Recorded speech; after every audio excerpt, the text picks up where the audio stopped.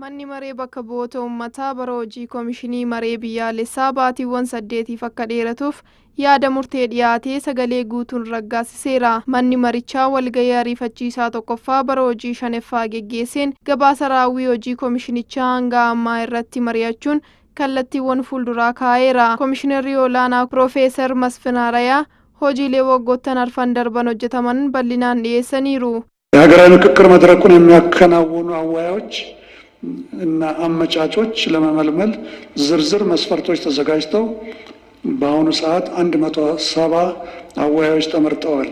Mana marichaatti walitti qabaan koree dhaabbii dhimmoota dimookiraasii hunatu Allanee koomishinichi waggoottan darban adeemsa marichaa keessatti hojiilee bu'uuraa murteessoo ta'an hojjeteera jedhanii fuuldurattis hojiilee dabalataa akka hojjetuuf baatiiwwan 8 akka kennamuuf yaada murtoo dhiyaatee sagalee guutuun raggaasisuu ragaan mana marichaarraa argame ni mul'isa. የተሰበሰበው አጀንዳ እየተቀረጸ ነው።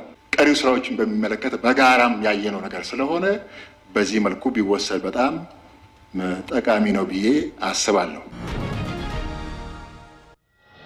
Naannoo Amaaraatti misoomni koriidarii baadiyyaa hojjetamaa jiraachuu itti aanaan bulchaa fi qindeessaan damee kilaastara baadiyyaa Dr. Dirasaayiluu ibsan. Itti aanaan bulchaa fi qindeessaan damee kilaastara baadiyyaa Dr. Dirasaayiluu misoomni koriidarii baadiyyaa uummata baadiyyaa wiirtuu tokko keessatti walitti fidu, nyaata fooyya'aa fi qulqullina qabu, uffataa fi bakka jireenyaa fooyya'aa ta'e kennuudhaan jireenya isaanii fooyyessu akkasumas bu'uuraalee misoomaa fi tajaajila faayinaansii isaanii kennuudhaaf akka ta'e dubbataniiru.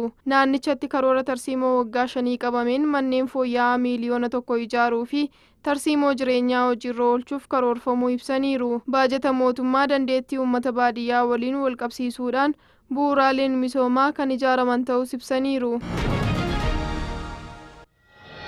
Aanaa Arxummaa Fursiitii sirna nyaataa fooyyessuu fi rakkoo quucaruu daa'immanii maqsuuf kan karoorfame daawwannaan raawwii waadaa Soqoxaa ganda Biishee Ededaatti taasifameera. Gareen teeknikaa qindeessaa waadaa Soqoxaa aanaa Arxummaa Fursii obbo Anwaar Hamdii midhaan qonnaan bultootaa misoomaa jiru daawwateera. Gandichatti kuduraalee kanneen akka qaaraa, timaatimaa fi raafuu madda viitaaminii fi albuudaa maatiif bu'uura ta'an misoomfamaa jiraachuun eerameera. Gama daawwannichaa irratti bakka bu'aan sirna nyaataa buufata fayyaa aanichaa obbo Baqqalaa Fufaa ganda Biishee Ededaatti oomishaaleen kanneen akka qaaraa, timaatimaa fi muuzii jallisiin misoomuun isaanii hawaasni gosoota nyaata garaagaraa akka argatu gochuu bira darbee gabaa irratti barbaadamummaa waan qabaniif galii dabalataa qonnaan bulaaf ni argamsiisu jedhaniiru. Miseensonni koree teeknikaas fayyadama jallisii fi garaagarummaan akaakuu midhaan gandichaa keessatti mul'atee milkaa'inaan sagantaa waadaa Soqoxaatii fi agarsiiftuu guddaa ta'uu ibsaniiru. Ogeessonni misooma qonnaa qonnaan bultootaa deeggarsa ogummaa fi dhiyeessii sanyii filatamaatiin kana caalaatti deeggaruu akka qabanis kallattii kaa'aniiru. ፕሮግራሙ ስንጀምር ከነበረው 147,000 ቶን ባለፈው ዓመት 327,000 ቶን ማምረት ተችሏል። Sagantaa maaddii guutuudhaan oomisha qurxummii fi dammaa guddisuuf hojii hojjetameen bu'aa galmeessisaa jiraachuu ministeerri qonnaa beeksise.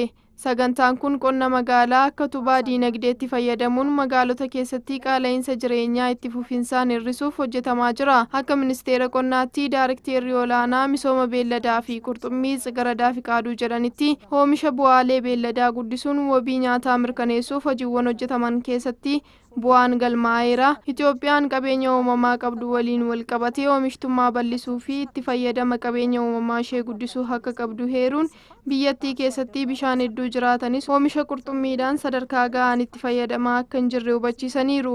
Naannoo qurxummiin baay'inaan jiru keessaa teekinooloojiin qabbaneessituu fi galteewwan barbaachisoo ta'an fayyadamuun oomisha qurxummii guddisuu fi oomisha soona itti dabaluun dhiyeessuuf hojjetamaa jiraachuu ibsaniiru.